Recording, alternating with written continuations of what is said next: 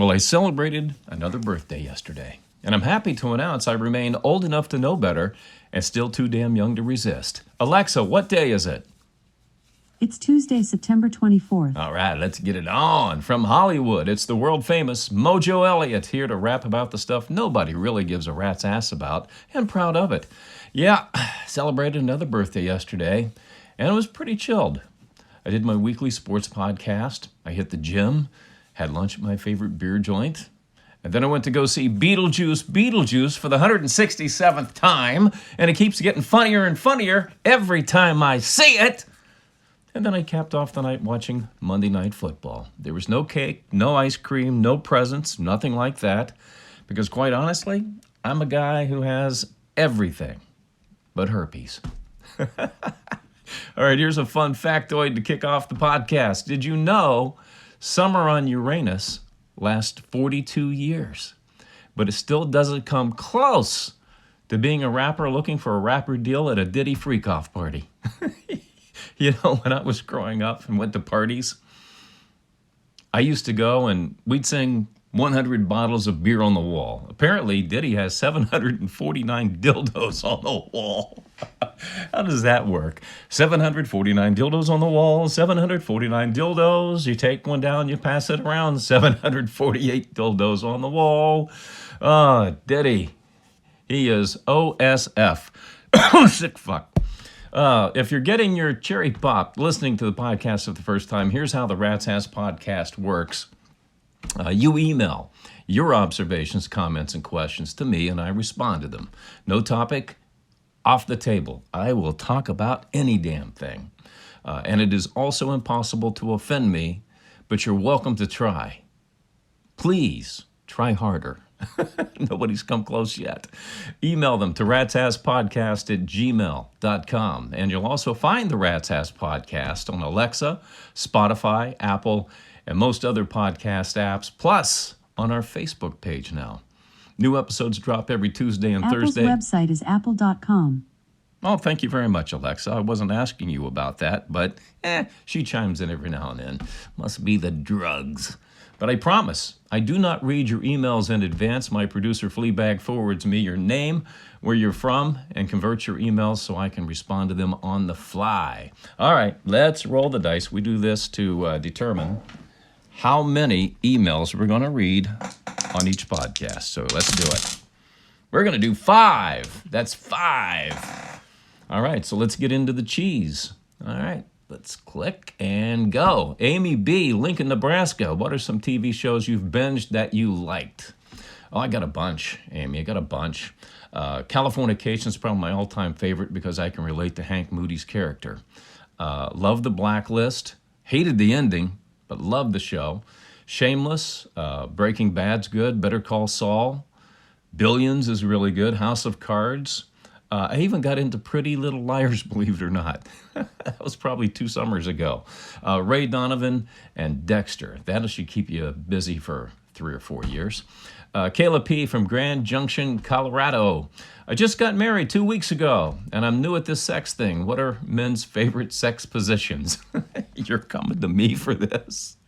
Oh, I guess my reputation is building.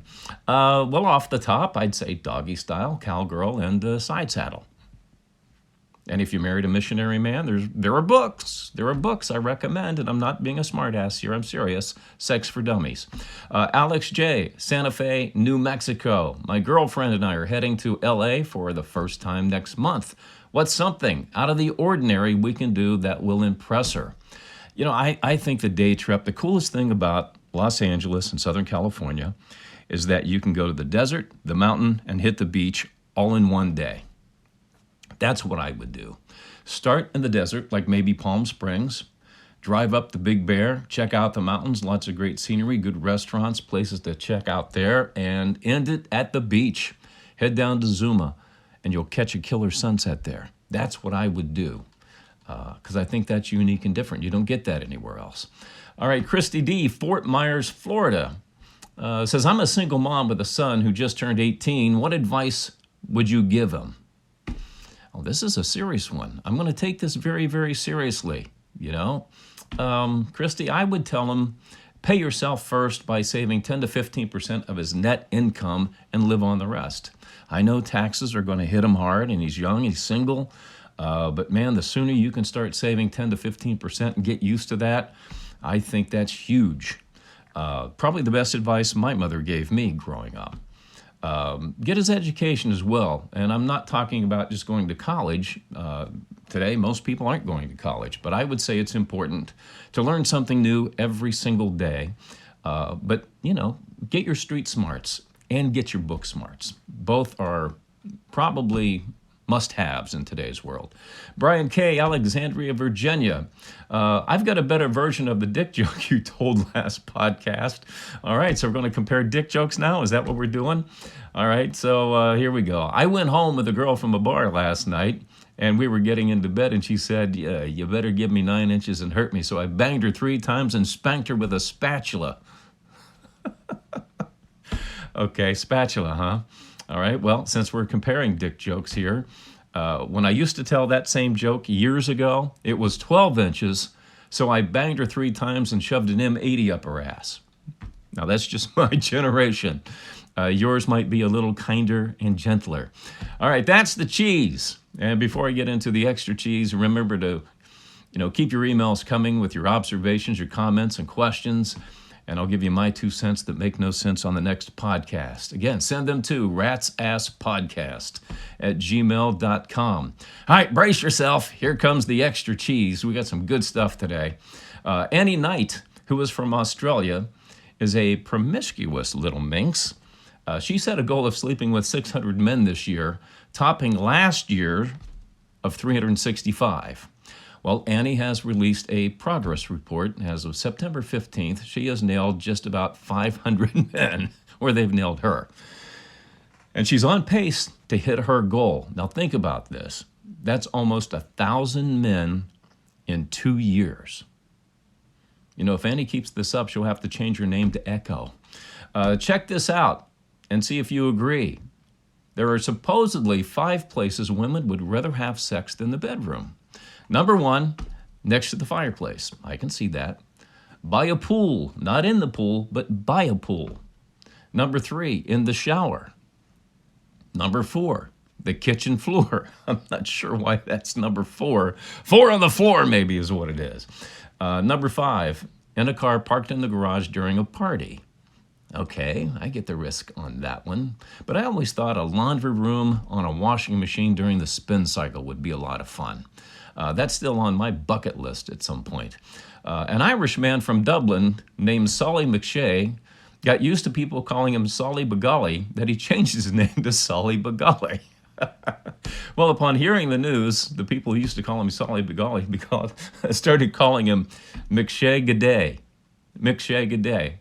I would have gone with Solly Pasquale, but that's just me. But can you imagine changing your name to Solly Begolly? Do you like dirty song titles? I sure do. As a radio personality, I've heard most songs played on the radio thousands of times, so you get kind of bored with them. So conjuring up dirty song titles kind of comes naturally to me. But when you go to parties, try these out because they're kind of fun. Peter Gabriel, you know the song, 1985, In Your Eyes, 85 or 86, but change the lyric to Between Your Thighs. Elton John, Don't Let the Sun Go Down on Me. I almost got fired for saying this one on the radio one time. Don't let your sun go down on me. Michael Jackson, The Way You Make Me Feel. Change it to The Way You Make Me Squeal. There you go. Def Leppard, Pour Some Sugar on Me. And you can pick your term here, but I kind of like the word cooter, but it's Rub Your Cooter on Me. Tears for Fears, Everybody Wants to Rule the World. Get that song in your head and substitute it with Everybody Wants to Screw a Girl. There you go. Dirty song tunes. I've showed you mine. Now show me yours. Email them to ratsasspodcast@gmail.com. And like I said, these are really fun to do at parties. A man named Charles came home early from a business trip and caught his wife doing something so vulgar and obscene, it led to a divorce. Yep, upon entering his home, Charles discovered his wife covered in butterscotch topping, in the throes of passion with his son from his first marriage, his best friend, and a strange one-legged man they picked up in a bar. Yeah, if it's not chocolate syrup, why would you want to bother? Top butterscotch? Really?